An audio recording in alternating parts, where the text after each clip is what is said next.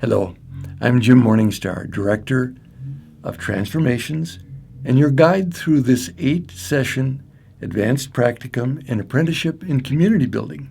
The focus of this 7th class is building on the investment and contribution of each community member through knowing the family dynamics we bring into the community and getting the support of community members to rewrite dysfunctional scripts and to own the playful and fulfilling energies we came into this world to share for the enhancement of all. We will apply family systems theory to ourselves and engage in interactive and mutually supportive community relationships. Family systems is the first object of our study because it's a way that both our mental and emotional bodies can join forces in rewriting old life scripts which no longer serve us. We bring these patterns inherently within us into any community or group in which we partake, and so does everyone else. Family is the source of relationships and the building block of communities. Family systems therapy began to evolve in the 1960s and 70s when therapists came to fully appreciate how powerful family patterns were in molding the human psyche. And just working with an individual to change these patterns was often a losing cause in the face of the family system in which the individual was immersed. Murray Bowen, the father of family systems theory, had a startling realization in an experiment as a psychiatric resident when the family of a young man with schizophrenia agreed to be with him on a hospital ward. After observing the family interactions, it became much clearer why the young man exhibited the symptoms he did. The use of psychotropic medications was vastly decreased and mostly eliminated when the caretakers started working with the family instead of the individual.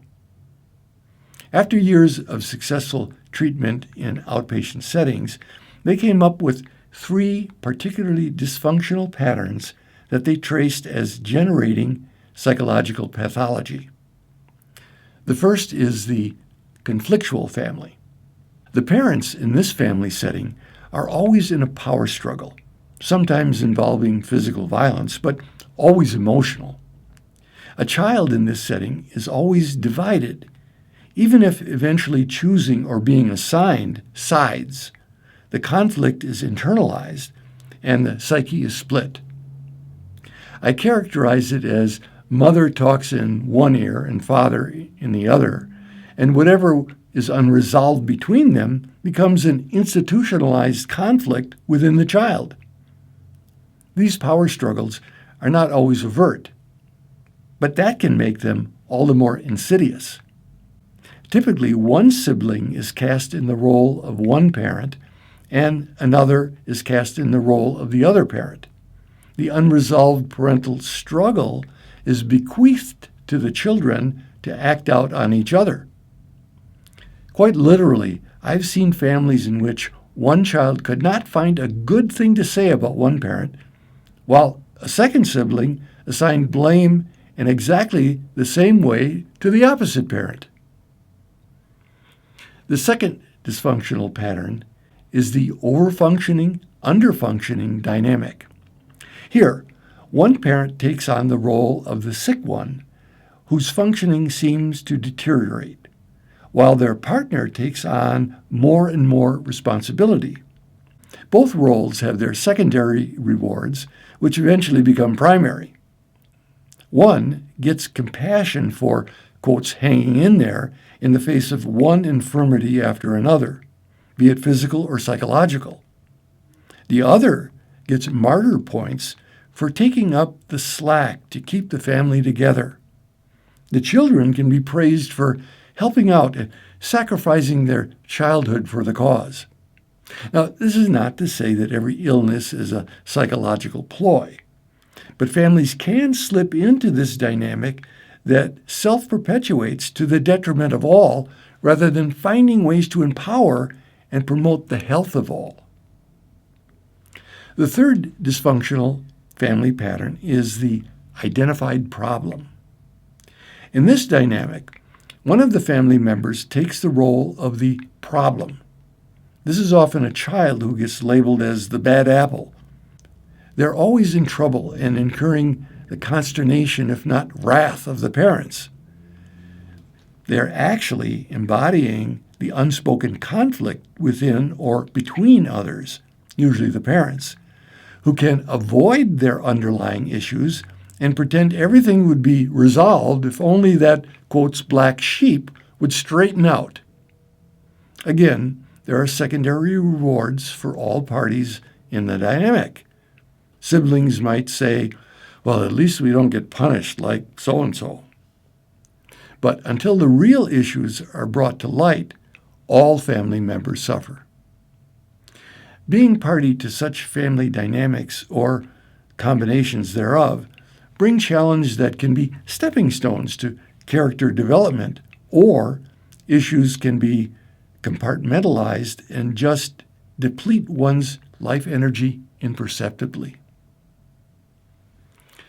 Triangling is one of the most commonly used forms of keeping family systems dysfunctional.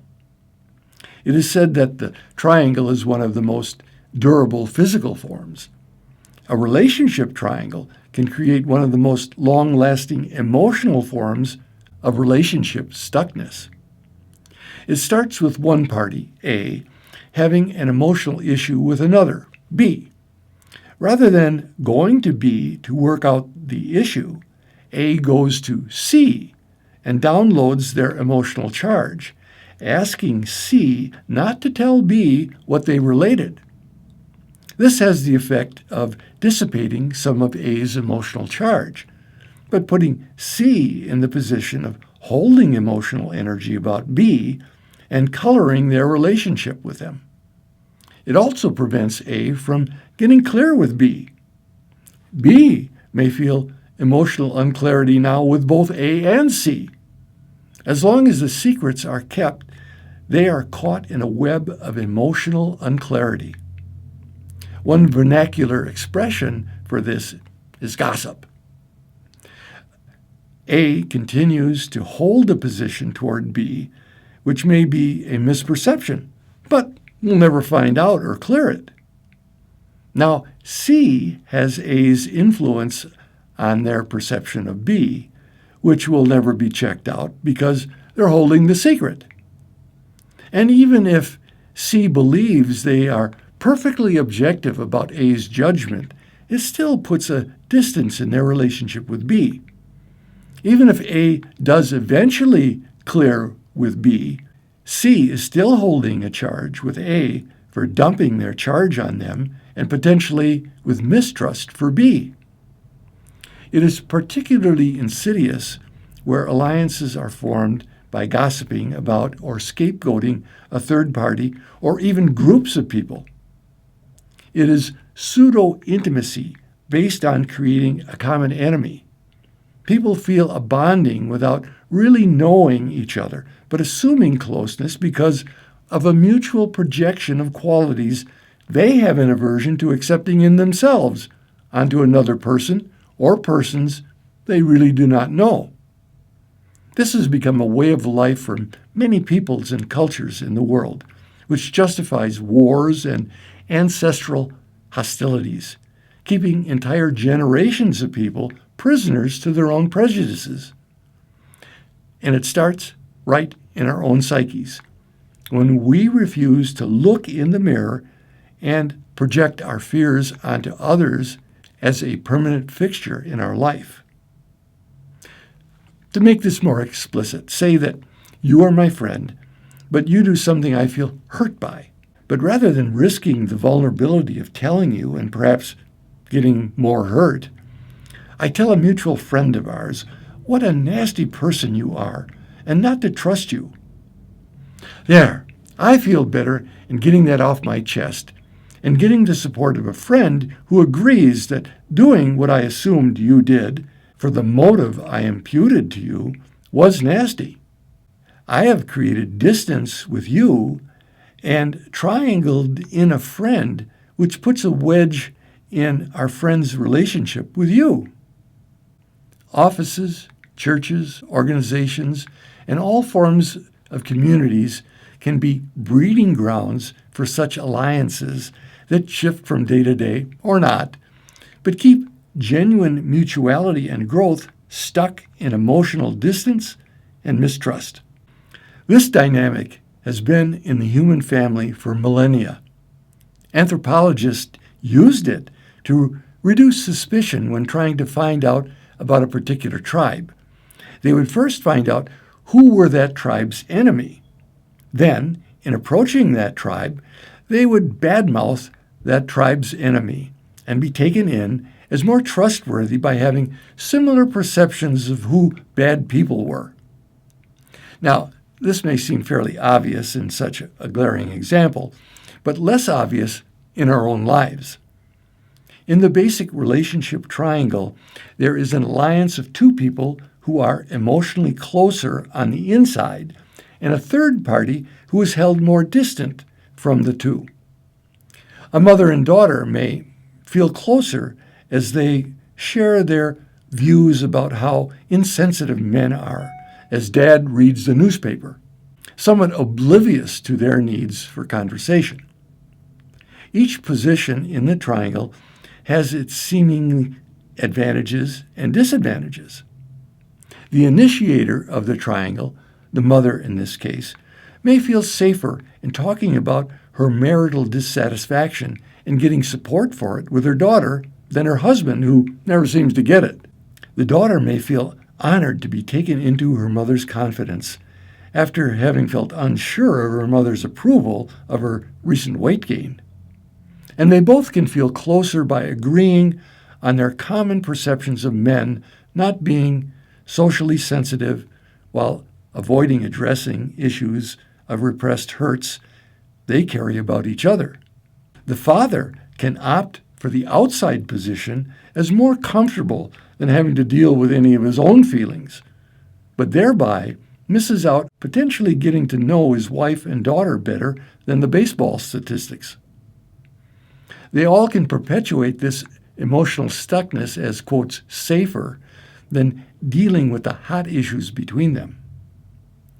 Let's do a brief survey of the ways you've experienced triangling in your life before we look at the ways to avoid triangling and still be able to share about your feelings with others, and how to detriangle once you find yourself in the loop.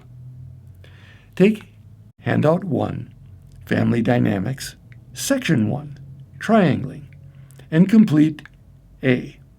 A relationship triangle I've initiated in my life is, and B. How I've been triangled in a relationship is, and C. An outside position of a relationship triangle I have been in is. Complete Section 1 and come back to the video. If one of these positions has been hard for you to identify, just breathe and stay with the process.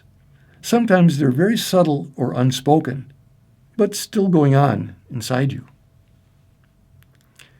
Sharing versus dumping. Sometimes it's completely possible and useful to talk about emotional issues you have with someone with a third party, if it's clear to you and them that you're owning the feelings and the issues as about you and looking for support in getting more clarity so you can resolve your issue rather than perpetuate it with another person. This is called responsible sharing. When, however, my intent is just to project my discomfort and perhaps validate my victimhood, I'm dumping my feelings on you. Detriangling. To detriangle yourself from being an initiator of triangling, you must be willing to own your fears, which led you to use this technique. Forgive yourself for harboring and acting out these fears. Own the truth, encourage to change the pattern, and then clean up any messes that are the result of the pattern that you've initiated and are still being perpetuated.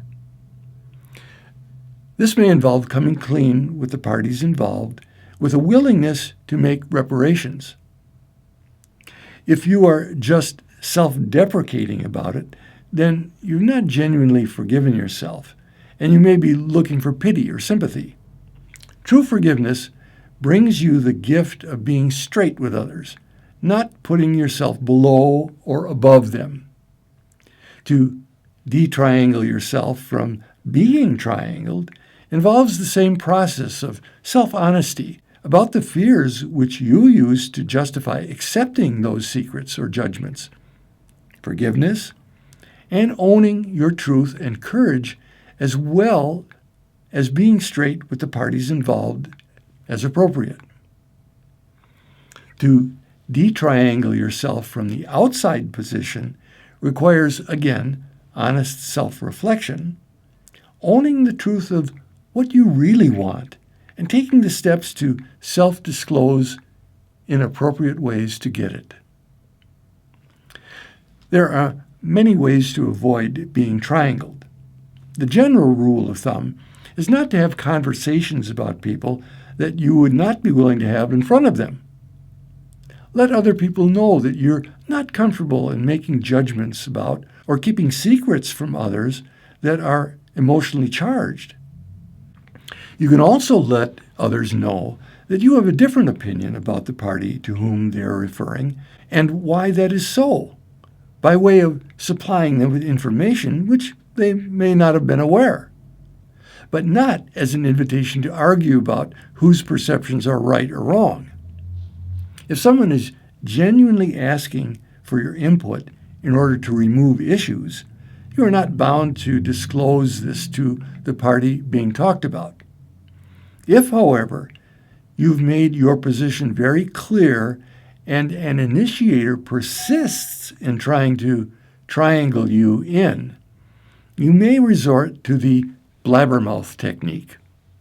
That is, to mention to the party they are talking about while the three of you are together that the first party has told you of things that are troubling them, and this may be the perfect opportunity to work them out. Now, you should only do this cleanly.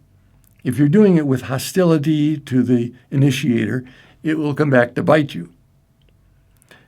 They will generally not try to involve you in triangling if you do not keep secrets, but foster a reputation as a blabbermouth.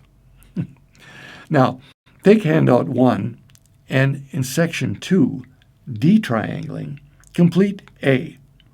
How I can detriangle myself from the situation I described in section 1A is.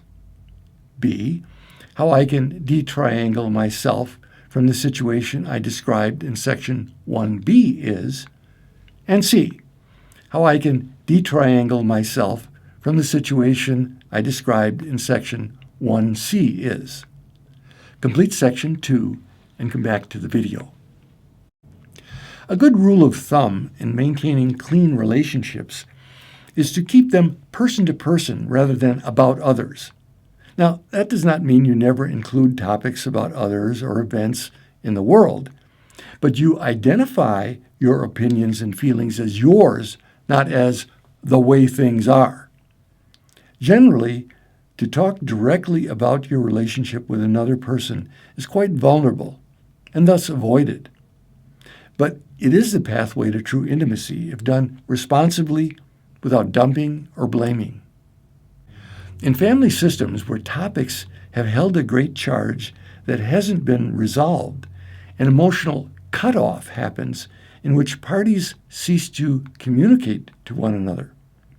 This tends to freeze all parties in an emotional state that they think is safe, that is, keeps them from being hurt or angry or scared in a way they see no way to resolve, but prevents their issues from being a catalyst to growth for all. I've seen situations in which brothers have lived next to one another for 40 years without speaking to each other. Now, it actually takes energy on all levels to maintain a, quotes, cutoff. Energy, I say, that is being spent on the defense budget rather than being put into domestic growth. When doing personal research on one's family system, as we had to do in studying family therapy, it was not uncommon for a student to ask about a branch of their family tree and get the response, "Oh, we don't talk about them. I don't even know why. Something happened in the past, and that's just the way it is." So these emotional positions get passed on in families or even between groups of people that institutionalize distance and provide a source of prejudice that becomes a source of projection and pseudo-intimacy. We bond because we don't like those kind of people who are generally invested with undesirable traits that we don't want to own ourselves. We may have issues, but at least we're not as bad as those people. This is a dynamic which keeps the world divided and at war. We each have the opportunity to stop that dynamic from being perpetuated by investing in person-to-person relationships. I send and receive blessings for our circle and all sentient beings till next class. Blessings and light and love.